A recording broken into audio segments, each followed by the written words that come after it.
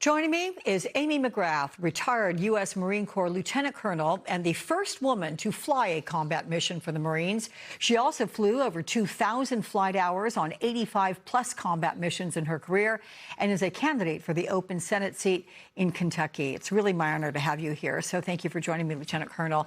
And you have flown similar aircraft as a fighter pilot. You've trained for these very scenarios that happened last night. How would you describe what we've learned about the rescue after, by some estimates, 48 hours for that officer in enemy territory? How remarkable was the rescue and the actions of that officer? Well, we're certainly relieved to hear of the rescue, all of us that have been following this. And this rescue mission, in my belief, is just one of the most extremely complex missions I have ever heard of. It's just really remarkable. I've never seen a mission so daring and so dangerous. This is way behind enemy lines, very far into Iran. And I think that it shows America, our military ethos, that, we don't leave anyone behind. And that's really real. And our special operations forces and our combat search and rescue forces are the best, most professional in the world, as well as the pilots who fly over Iran right now. Clearly, this pilot knew exactly what to do, even while injured. And that's remarkable. Remarkable. And we even heard that the injured airman climbed 7,000 feet to the top of a mountain, would, I presume, to make extraction and his rescue even easier. You have to wonder the circumstances of all this in the dark. I mean, I can't get enough of this, just envisioning the whole thing. But let's move to the new Wall Street Journal report, where the president warns Iran, quote, if they don't do something by Tuesday evening, they won't have any power plants and they won't have any bridges standing. What do you make of that sort of chest-thumping proclamation and how most service members might see it? Well, our service members have done tremendous work. Unfortunately, our political leadership in this country at the commander-in-chief level is all over the map. He has set now a deadline for Iran to open up the Strait of Hormuz, threatening more strikes, this time on civilian infrastructure in Iran, saying that he wants to, potentially blow up the whole country. And this is after he said we don't need the Strait of Hormuz. It's unclear who we're negotiating with in Iran, if anyone. And our president is sort of making no sense here. I think that the military members who are over there are just trying to focus on their tactical mission. But unfortunately, right now, we have a president that's tweeting out profanity and the Secretary of Defense evoking religious terms for the use of violence on Easter morning. I think it's really unhinged.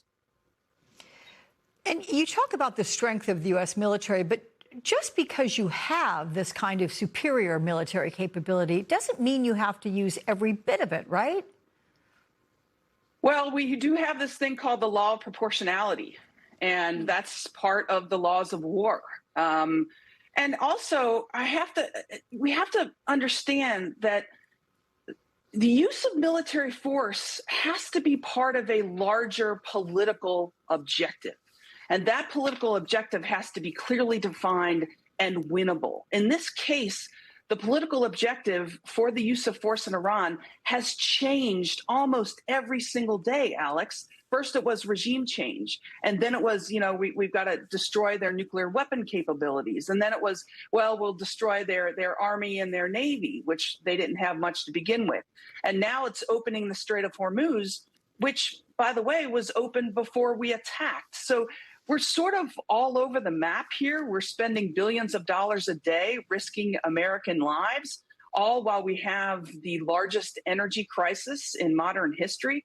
We have a Congress that's missing in action and a president, it seems, that doesn't really know what to do here.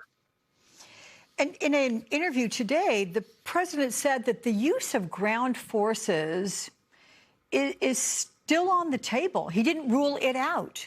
So, as a Marine Corps veteran, what does that look like? And what worries you most about that? Well, what worries me most is that, again, we don't have a political objective that's winnable. So we put Marines on the ground, we put troops on the ground, to what end? How are those troops on the ground going to open up the Strait of Hormuz? Iran's strength is in their asymmetric warfare. We can destroy their Navy, but they have hundreds of small boats, hundreds of potentially underwater drones, hundreds of mines in which they can mine the Strait of Hormuz. So all of this, by the way, people who are national security experts know and knew before this was started. I just feel like the president and the higher ups within the national security leadership that we have maybe did not heed those warnings. So, and the other thing is, from a strategic standpoint, we've lifted sanctions on Russia, a country that's providing intelligence to our enemies right now. We're letting Iran sell oil at twice the price. So we're allowing Iran to profit because our leaders didn't think this through. And it's really hard to make sense of all this. Why? Because it doesn't make much sense. So from a strategic standpoint, we're not winning here. Amy McGrath, retired U.S. Marine Corps Lieutenant Colonel and candidate for the open seat, Senate seat there in the state of Kentucky. Thank you so much for your time and again for your service to the country. Thank you. You bet.